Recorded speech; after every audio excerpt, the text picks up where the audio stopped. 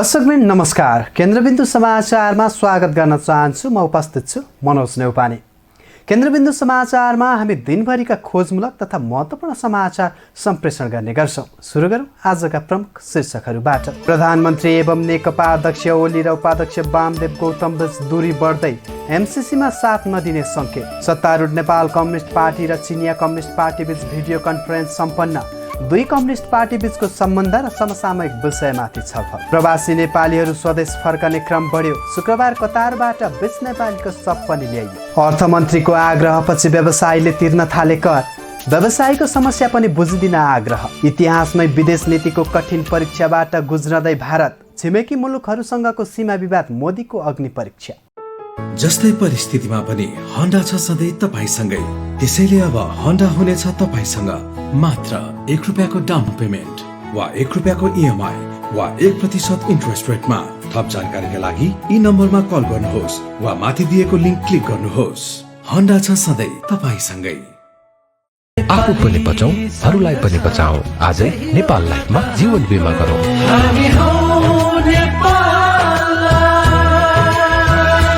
Nepal life, किनकि जीवन अमूल्य छ। दर्शकबिन आजको बुलेटिन सुरु गरौँ कोरोना भाइरसको विश्वव्यापी महामारीको अपडेटबाट। विश्वभर कोरोना भाइरस संक्रमितको संख्या 86,09,000 नागेको छ भने संक्रमणबाट मृत्यु हुनेको संख्या 4,56,000 नागेको छ। त्यस्तै 45,59,000 बढी निको भएर घर फर्किएका छन्।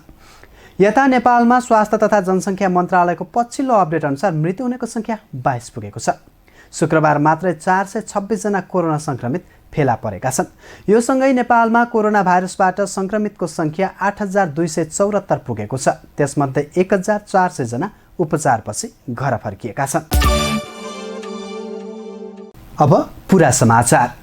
छिमेकी पहिलो भन्ने विदेश नीतिसहित सत्तामा आएको मोदी सरकार समय समयमा छिमेकीहरूसँगको सीमा विवादमा अल्झिरहेको छ। हाल आएर भारतका लागि सीमा विवादको मुद्दा झनै जटिल बन्दै गइरहेको छ। सन् 1947मा ब्रिटिस साम्राज्यबाट स्वतन्त्र भएपछिको इतिहासमा भारत यसपटक नेपालसहित चीन, पाकिस्तान, भुटानसँग एकैपटक सीमा विवादमा मुछिएको हो। यसलाई सिङ्गो भारत र प्रधानमन्त्री नरेन्द्र मोदीका लागि चुनौतीपूर्ण मानिएको छ। हेरौँ यो विशेष रिपोर्ट।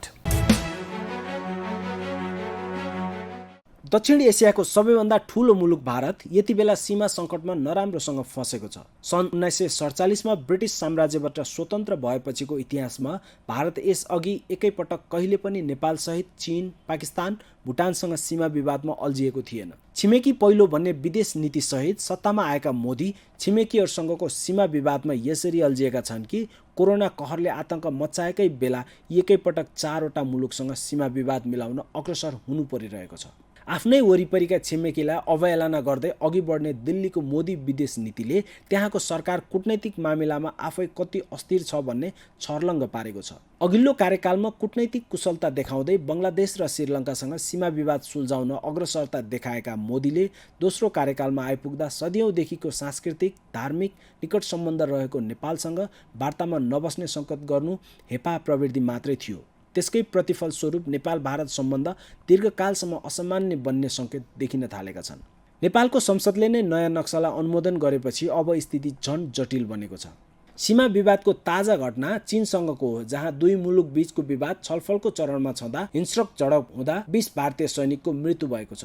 कूटनैतिक रूपमा आक्रामक ढङ्गबाट प्रस्तुत भइरहेको चीन यो घटनापछि अब सैन्य रूपमा पनि त्यस्तै आक्रमण बन्ने त होइन भन्ने आशयलाई थप बल पुर्याएको छ। गत महिनादेखि नै भारत र नेपाल बीच पनि सीमा विवादमा अल्झिरहेको छ। कालापानी, लिम्पियाधुरा र लिपुलेक क्षेत्रलाई लिएर भारत र नेपाल बीच टकराव बढेको हो। भारतले एकतर्फी रूपमा गत वर्ष नेपालको भूमि समेट्दै आफ्नो राजनीतिक नक्सा जारी गरेको बदलामा नेपालले पनि आफ्नो राजनीतिक नक्सामा यी क्षेत्र समेट्दै संविधान नै संशोधन गरेर आफ्नो भएको दाबीलाई माथि राखिसकेको छ। उता भारत र पाकिस्तान बीच पनि दशकौँदेखि कश्मीरलाई लिएर विवाद जारी छ। यो क्षेत्रमा दुवै मुलुकको आफ्नै दाबीका बीच समस्या जिउका त्यौँ छ। सन् 2017मा भारत र चीन बीच नै देखिएको दोक्लम विवादमा सानो मुलुक भुटानले पनि आफ्नो क्षेत्र दाबी गरिरहेको छ। जारी अवस्थामा भारत आफ्ना निकटतम सबै छिमेकीसँग सीमा विवादमा अल्झिएको छ। यही बेला कोरोना भाइरस विरुद्धको लडाईँ हार्दै गइरहेको भारत र त्यसैका कारण उसको गिर्दो अर्थव्यवस्थाले दिल्ली इतिहासकै एउटा गम्भीर मोडमा उभिएको छ। यी सबै स्थितिबाट पार पाउन भारत तथा त्यहाँका प्रधानमन्त्री नरेन्द्र मोदीका लागि कति चुनौतीपूर्ण छ त्यो भविष्यमा थाहा हुँदै जाला। भारतीय छापा माध्यमहरूले दिल्ली आफ्नो विदेश नीतिको कठिन परीक्षाको समयबाट गुज्रिरहेको टिप्पणी गरिरहेका छन्। दिल्ली स्थित विदेश मामिला जानकार प्राध्यापक एसडी मुनिले भारतले तत्काल सबै मुलुकसँग अलग अलग तरिकाबाट वार्ता सुरु गर्न जरुरी रहेको बताइरहेका छन्। चीन जस्तो ठुलो मुलुकसँग होस् वा नेपाल जस्तो सानो मुलुकसँग अथवा चिर प्रतिद्वन्दी भनिँदै आएको पाकिस्तानसँग नै किन नहोस्, वार्ता बाहेकको विकल्प नभएको प्राध्यापक मुनिको ठहर छ। मुख्य गरी विश्व शक्ति बन्ने होडमा रहेको चीन र उदाउँदो क्षेत्रीय शक्ति राष्ट्र भारतबीचको सम्बन्ध नियन्त्रण बाहिर जान नदिन उच्च तहबाट नै वार्ताको पहल गर्नुपर्ने खाँचो छ, जुन समग्र विश्व र मुख्य गरी साना दक्षिण एसियाली मुलुकको हितमा छ। केन्द्रबिन्दुका लागि विदुर खतिवडाको रिपोर्ट। अर्थमन्त्री डाक्टर युवराज खतिवडाले मुलुकको अर्थतन्त्र शिथिल बनेको र ढुकुटिने रित्तिएको अवस्था भएको बताएपछि व्यवसायीहरूले कर तिर्न थालेका छन्। मन्त्री खतिवडाले पटक पटक अर्थतन्त्रमा सङ्कट परेको तथा कर्मचारीलाई तलब खुवाउन पनि समस्या परेको बताएपछि व्यवसायीहरूले कर तिरेर सरकारलाई सहयोग गर्न थालेका छन्।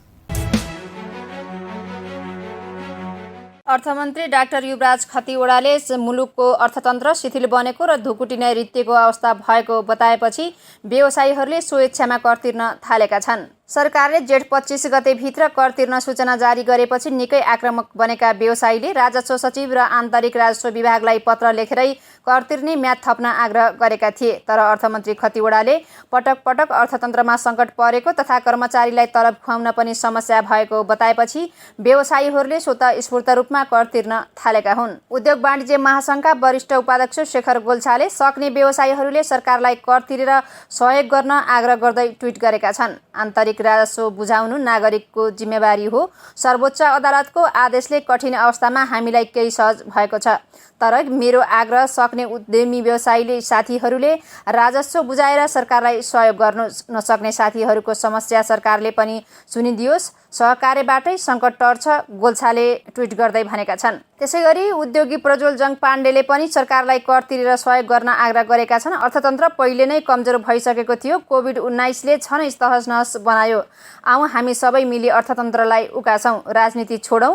राजनीतिले सीमित मानिसको मात्र जीवनयापन होला, सबैको हुँदैन, पाण्डेले फेसबुकमा लेखेका छन्। कोरोनाका कारण होटल व्यवसाय पूर्ण रूपमा प्रभावित भएको अवस्थामा सरकारलाई सहयोग गर्न सक्ने अवस्था नभएको होटल एसोसिएसन अफ नेपाल हानले जनाएको छ। कोरोनाका कारण होटल व्यवसाय पूर्ण रूपमा प्रभावित भएको अवस्थामा सरकारलाई सहयोग गर्न सक्ने अवस्थामा नभएको होटल एसोसिएसन अफ नेपाल हानका उपाध्यक्ष विनायक श्रेष्ठले बताए। उद्योग वाणिज्य महासङ्घ, उद्योग परिसङ्घ, Nepal chamber of commerce, Nepal automobile association लगायतका निजी क्षेत्रका छाता सङ्गठनहरूले आफू अन्तर्गतका सक्ने व्यवसायीहरूले कर तिर्न आग्रह गरेका छन्। सर्वोच्च अदालतले व्यवसायीलाई कर तिर्न बाध्य नबनाउन सरकारलाई निर्देशन दिए पनि अर्थतन्त्र सङ्कटमा पर्न थालेपछि व्यवसायीहरूले कर तिरेर सरकारलाई सहयोग गरेका हुन्।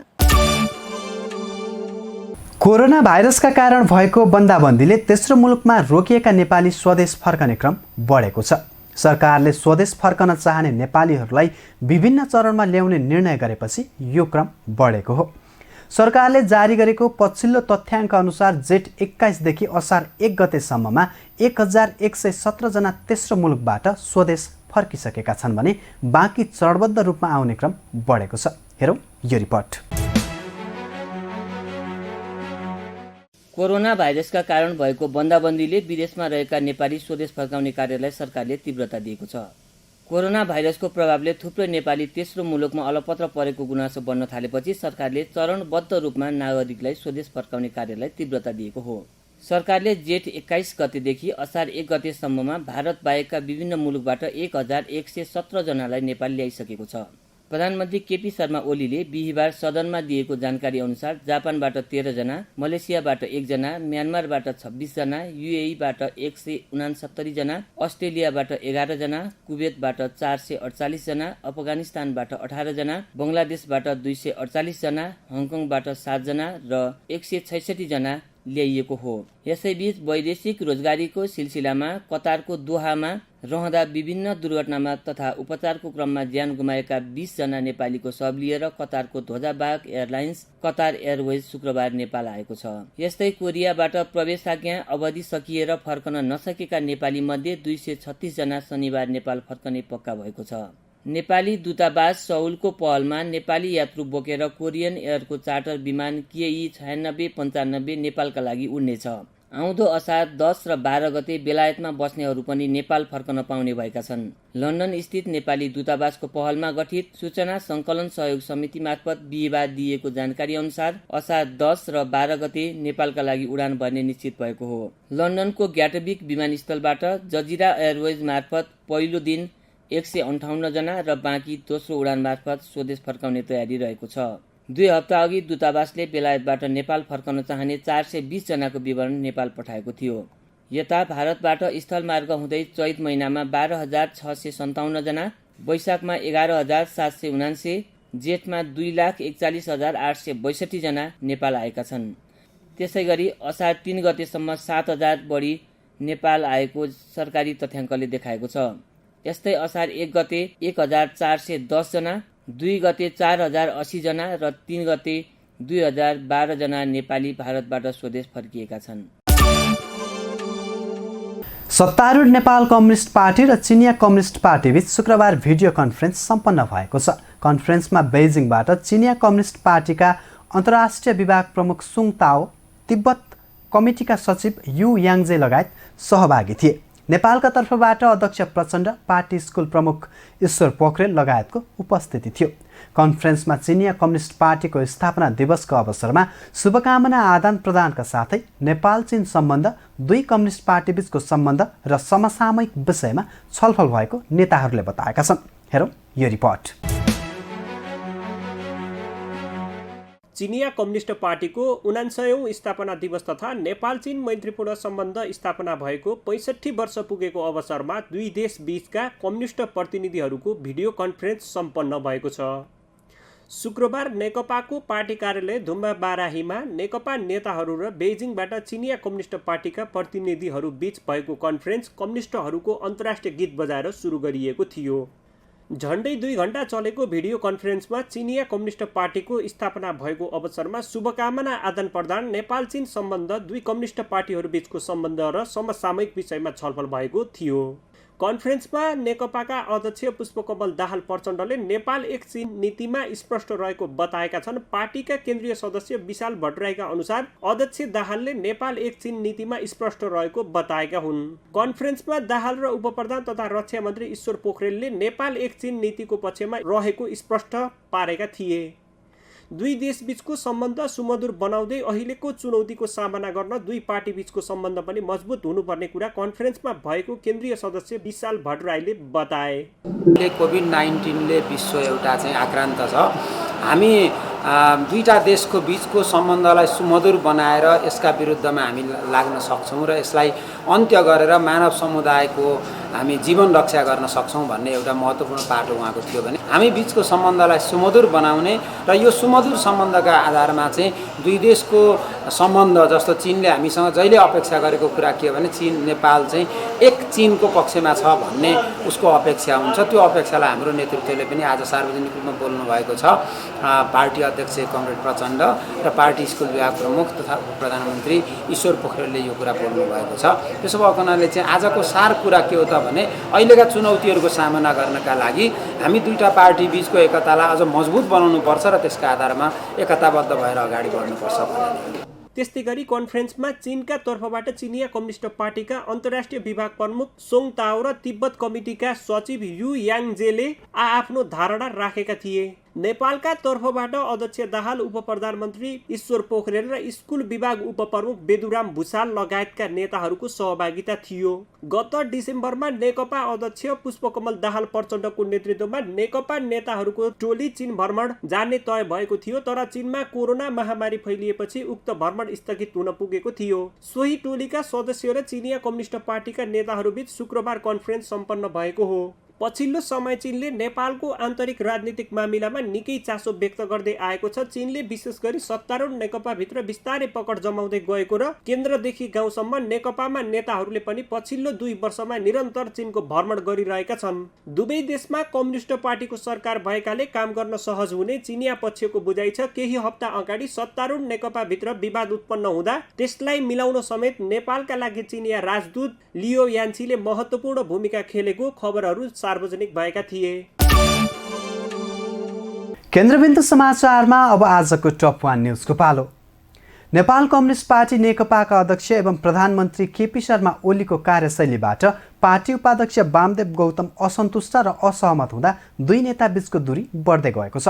परिस्थिति अनुकूल बन्दा काख लिने र प्रतिकूल बन्दा पाखा लगाउने ओली प्रवृत्तिले दुई नेता बीचको दूरी बढ्दै गएको हो। हेरौँ यसै सम्बन्धमा तयार पारिएको यो रिपोर्ट।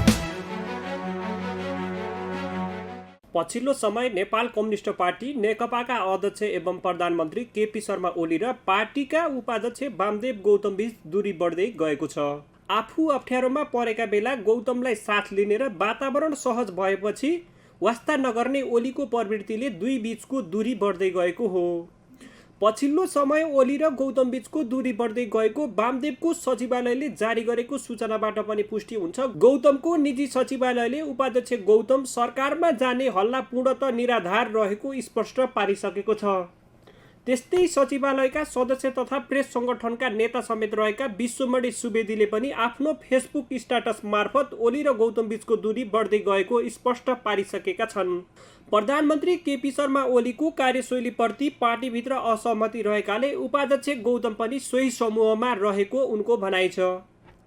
उनले फेसबुक स्ट्याटसमा लेखेका छन्, केपी ओलीका कार्यशैलीमाथि पार्टी नेतृत्वभित्रै अनगिन्ती असहमति छन्। समयक्रममा ती बाहिर आउने छन्। वामदेव यही कित्तामा अडिग हुनुहुन्छ। एमसीसी सहितका विभिन्न निर्णय प्रक्रियामा उहाँ प्रधानमन्त्रीको साथमा हुनुहुन्न। सरकारमा पार्टीका संस्थागत निर्णय कार्यान्वयन नहुने, सरकार र पार्टी अलग किसिमले चल्ने बारे पार्टी नेताहरूको छिट्टै सामूहिक प्रतिक्रिया आउँदैछ। वामदेवलाई पनि त्यही भेटिनेछ। त्यस्तै गरी गौतम र ओली बीचको दूरी बढ्दै गएको अर्को उदाहरणका रूपमा बिहिबार दिउँसो 1:45 बजेदेखि खुमलटारमा बसेको बैठकलाई पनि लिन सकिन्छ। एमसीसीमा पार्टीभित्र सहमति जुटाउन स्थायी कमिटी बैठकको मिति तय भए लगत्तै खुमलटारमा भएको बैठकमा सचिवालयका 4 सदस्यहरू उपस्थित थिए, जसमा नेकपाका कार्यकारी अध्यक्ष पुष्पकमल दाहाल प्रचण्ड, उपाध्यक्ष वामदेव गौतम, वरिष्ठ नेता माधव कुमार नेपाल र झलनाथ खनाल रहेका थिए। नेकपामा कुल सचिवालय सदस्य 9 मध्ये बहुमत सदस्य एमसीसी सम्झौता यथास्थितिमा अनुमोदन गर्न नहुने पक्षमा छन्। एमसीसी लगायतका विषयमा छलफल गर्न भन्दै नेकपाले असार 10 मा स्थायी कमिटीको बैठक बोलाएको छ। तर स्थायी कमिटीको बैठकले प्रधानमन्त्री ओलीलाई असहयोग गर्ने प्रश्नै छ। त्यसैले प्रधानमन्त्री ओलीले वामदेव गौतमलाई आफ्नो पक्षमा पार्न खोजिरहेका बेला आफू ओलीसँग नभएको विभिन्न माध्यमबाट गौतमले प्रश्न पार्दै आएका छन्। स्रोतका अनुसार उपाध्यक्ष गौतमले एमसीसीको मुद्दामा आफू प्रधानमन्त्री ओली निकट नरहेको खुमलटार बैठकमा स्पष्ट पारेका थिए। उपाध्यक्ष वामदेव गौतम निवास भैँसीपाटीमा गत पुस 23 मा प्रधानमन्त्री ओलीलाई पार्टी र सरकारमा अप्ठ्यारो पार्ने गरी सचिवालयका बहुमत सदस्यले मोर्चाबन्दीको सुरुवात गरेका थिए। प्रधानमन्त्री ओलीले गत वैशाख 8 मा 2 अध्यादेश ल्याएपछि ओलीको प्रधानमन्त्री र पार्टी अध्यक्ष दुवैबाट राजीनामा गराउने गरी नेकपा भित्र वार्की पारको अवस्था आएको थियो। उनीहरूले वैशाख 17 को सचिवालय बैठकमा खुलेरै ओलीको राजीनामा समेत माग गरेका थिए। त्यसपछि ओलीले गौतमलाई राष्ट्रिय सभा सदस्य बनाउने र कोरोना पछि आफूले राजीनामा दिएर प्रधानमन्त्री बनाउने ललिपप देखाएर उनीहरूको गठबन्धन तोड्न। आजको केन्द्रबिन्दु समाचार सकिएको छ। भोलि पुनः यसै समयमा उपस्थित हुने नै छौँ। त्यतिन्जेलसम्म केन्द्रबिन्दु अनलाइन हेर्दै गर्नुहोला। नमस्कार।